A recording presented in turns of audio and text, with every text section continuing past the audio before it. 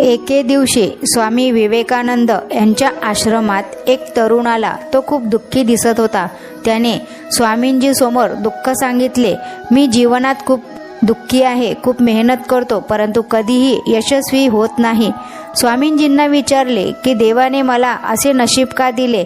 मी शिकलेला आहे, मेहनत करूनही यशस्वी का नाही? स्वामींजींना त्या तरुणाची समस्या लक्षात आली। त्यावेळी स्वामींजीकडे एक पाळीव कुत्रा होता।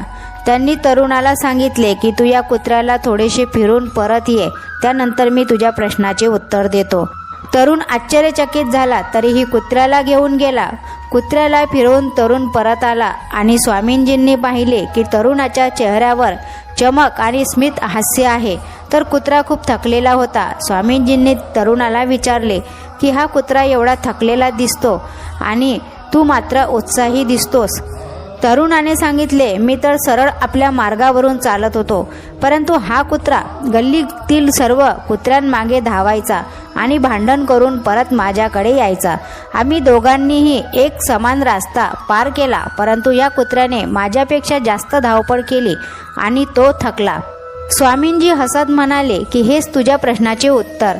तुझे लक्ष तुझ्या जवळपास आहे, ते जास्त दूर नाही, परंतु तू लक्ष्यापर्यंत पोहोचायचे सोडून तू इतरांच्या मागे धावत राहतोस आणि आपल्या लक्ष्यांपासून दूर राहतोस। बहुतांश लोक इतरांच्या चुका शोधत राहतात आणि यशावर जडतात आणि थोडेसे ज्ञान वाढवण्याचा प्रयत्न करत नाहीत आणि अहंकार इतरांना महत्त्व देत नाही।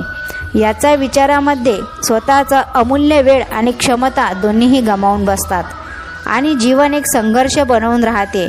या प्रसंगी शिकवण अशी आहे की इतरांशी स्पर्धा करू नये, आपले लक्ष इतरांकडे पाहू नये, तर स्वतःचं निश्चित करावं की आपल्याला आयुष्यात काय करायचं आहे।